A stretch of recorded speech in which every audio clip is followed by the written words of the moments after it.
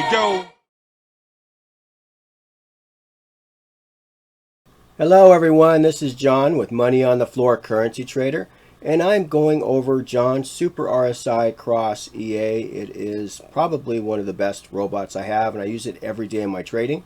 I mean, if you just use the template alone, the template told you to look out that we're looking for a sell trade. We have a flag pattern. It broke down underneath the 20 moving average, came back down, retested, gave us a selling dot, which is basically the 314 cross at that time, and it went on down. Now what's good about this EA is you can take it manually, you can take it robotically, you can take it robotically and manually. And what does that mean? That means if the robot took a trade here and you saw it go all the way back down here and pulled back up, you can actually add in another trade. But then if you do that, you want to make sure you take the magic number off the robot. This way it'll at least control the trailing stop on it. And that would be this number right here. You would just set that to 0, and then it would do that. So that would be the main thing if you wanted to do that. Otherwise, you'd have to manually take care of it yourself. Now, no matter what, you're going to have to put in your own stop and your own take profit if you like, but the trailing stop aspect of it, it will take care of for you. So the idea is that I'm trying to get it to where everything is trending. So we got the arrow going down, it's trending down, next arrow is trending down. It's not till it changes trend that it actually changes. Excuse me, still got my cold.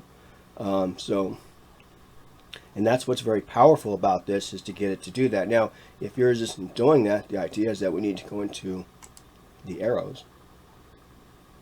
And let's go to indicators. There we go. And we go to these arrows.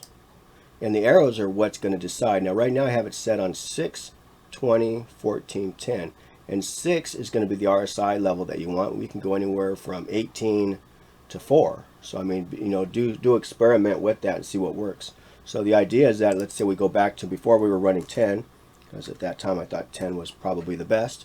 We went to 20. We actually had this set down to 10. This was one of the ones that I'd sent out, and 71, which works good too, but let's take a look at the difference. So if we push OK, close this, you see we lost an arrow at the top. And that's where the other one came from, is I went, you know what, this works great. It's working great, except we're missing the most important cell right here, and that really bothered me. So that's why as you backtrack through all this, you start thinking, okay, how can I get that back in there? And that's where I came up with that. So then I came back into here and went back to indicators list, picked up my arrows, and let's change it back to how I had it, which was 6. And you can try different ones. I mean, please experiment. This was still set at 20. We had bumped this one up. Now, I don't know if we have to bump that one up, so let's leave that one there right now. Let's just see by changing one thing what happens. And we did get it, but it moved down to here, that's all. And that's not a bad spot. It missed a little bit of it, so we're getting closer and closer. So let's try one more. Let's try it one more time. This is how I experiment all the time with it, so I'm just showing you what it is I do with it. So I go back to indicators, pick up the arrows. Now let's make this 10, 7, let's go 10, 100, see if it changes anything.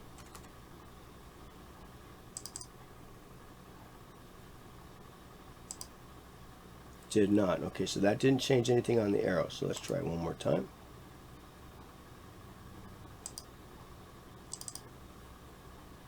And I believe this one here, I bumped it up to 14. And there is no right or wrong. It depends what works best for you. And this is for a 5-minute time frame. You would have to do this all over again for a higher time frame. Push OK. Close. Did not change, but we're still in a good spot.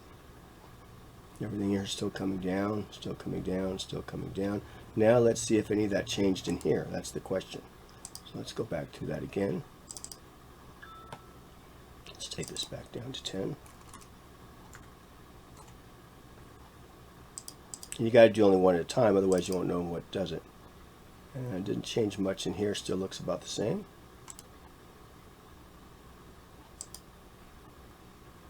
And there might not be much changing, so let's go back this one here back down to 71.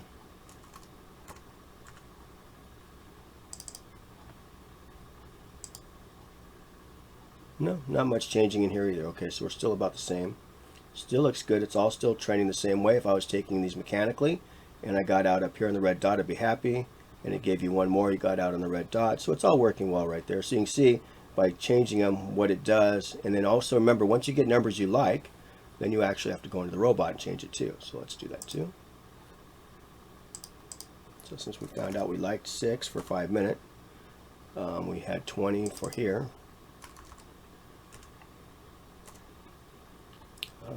10, 70, I'll leave those alone right now. What is our trade size? One lot, that's fine. I'll go 0.5, it's kind of big. Okay, 111, true, change that to false. Get rid of all the banging noises.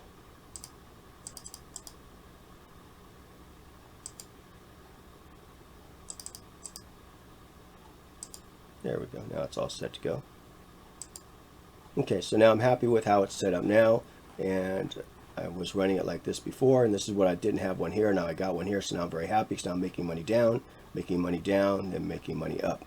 Now, the other way too is if you're sitting here, this is when it's running on its own, but let's say you were here, and you could put on a 1 minute chart, which would give you a little bit bigger trades, which means that if you're watching it, and it took that trade, and if you saw the red dot, or maybe it turned red candles, you might exit the trade. Or if you saw price action that told you at the top. And if it took a sell trade and it went down, you saw a green dot, you might want to exit that trade. And then it would take another one, you might want to exit that trade. So the idea is you can manage it, micromanage the robot, which is nice because this takes all the stress off of you while you're trading. And I like to do that a lot, especially in the Asia session, because it's so hard to find a trade. You almost need to find a pullback and then go, and then find a pullback and then go. So the robot's doing that. It's finding the pullback and it's going. So in Asia, it's actually doing the best job for you. The idea is maybe it needs a little help at getting out. So you become the money manager for the robot. And you can have this on a few pairs. It doesn't have to be just one pair. It could be gold, silver, a couple of pairs that you can actually make money with, or maybe Asia pairs if it's an Asia session. So that would make sense too. Now, the other thing too is we have another template, which I want to make sure that you guys understand the difference is. This one shows you exactly what it's doing. So if we were to take a trade in here, like it doesn't have any arrows here, so something's not set up quite right. So let's go check the arrows. Let's see, that's for the candles, sorry. Let's go to the indicators. There's the arrows. We have them set way different. So this was 14, 5, this is the old one. So let's go try the 6 like we liked it. And please experiment. You might even try a 4. You could do a 4. It's just RSI settings. This one here we're using at 20 to try to keep the trend intact, and we'll show you what this does.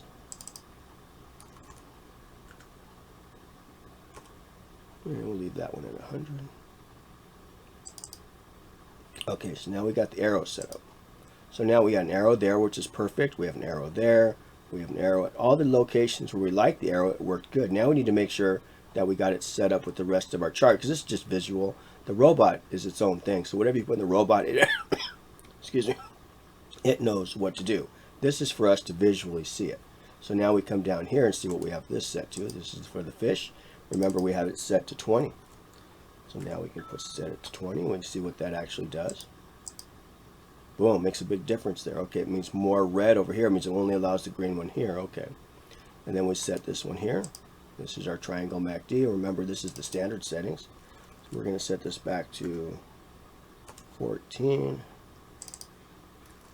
and 100. Okay. So now there's exactly what we're dealing with. So that if we put an arrow on here, we should have an arrow which everything's red, and the 50 is underneath the 50 line, which it is. This one here should be all buying. So you can see how this works now. Right there, it's buying. Now, these are selling, what's in the right spot, correct? Buying, selling. It's just a way to check everything. Selling. So now we got everything in the right parameters. And this is if you want to see what it is that's taking the trade.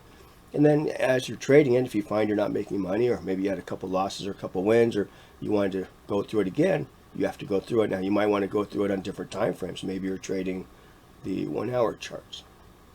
I haven't really looked at this on a 1 hour chart. 1 hour chart was right here, was good. Good. Good. Everything looks good. And you can see where it's at. So maybe if you wanted to experiment, you could come in here and say, okay, whoop, that's not it. That's the candles again. So let's go back to indicators. Maybe we'll go to a higher RSI just to see if that makes a difference. That's how you're going to learn. Right now we have it on 6. Let's go back to 14, the original. See what that does. Okay, well, it gives us 2 of them right in here. So we have two trades down, 3 trades down, 1 up, 3 up. Okay, so that was how what happened there if we did that. And this is with the parameters here. And what are these? These are at 20, which is what we do have it at. And this one should be, let's see, at the 14,100. So everything is where we had it, or where we left it. So we were just going up in time frame. So what else we could do is maybe try a different one here real quick. Let's try indicators. Higher. Let's go bigger. Let's go 18. Now I haven't done this, so let's see something new. Hasn't changed much. Just gave us 1 here, not the 1 there. Didn't get us any trades any higher. Kept out some of the arrows, so that's good. Nothing wrong here. So as again, you can go through and test it. Once you like it, make sure you set the arrow or the robot to the settings that you found that you liked. So it's very important. So let me go back to the 5-minute chart where I like to have it. Now this was at an 18. Now we can see what an 18 does in a 5-minute chart. It's missing a lot of trades. Doesn't have anything here. Only has a couple here. So definitely not liking it on the 5-minute chart. So let me go back and fix that. Indicator list. 6. Boom. Now we got, did we get 1 at the top? Yeah, we got 1 at the top, 1 right here. Looks really good. Now I'm very happy with this. So that is how you go through and check it and test it and see how you like it. So it has a lot you can do, and this is how I normally used to trade anyways. I'd be looking at the 50 to be underneath the RSI to be underneath the 50 line, so I'd make sure I was selling, and if it was above, I'd make sure I was buying. I even made arrows that did that for me. Then I finally found some where it did the 50 cross for me, and that's when we're able to make the robot to have what we have here. So anyway, I hope this helps. I hope you like the bot. I love to trade this manually and robotically at the same time. It takes a lot of stress off of me, and sometimes I end up taking other trades I wouldn't normally take, or I make sure I get in at the best pullback spot. That is the other reason too. All right, everybody, thank you so much. Have a great day. Let's make money in the markets. And if you have any questions, please get a hold of me. Thank you so much. Bye-bye.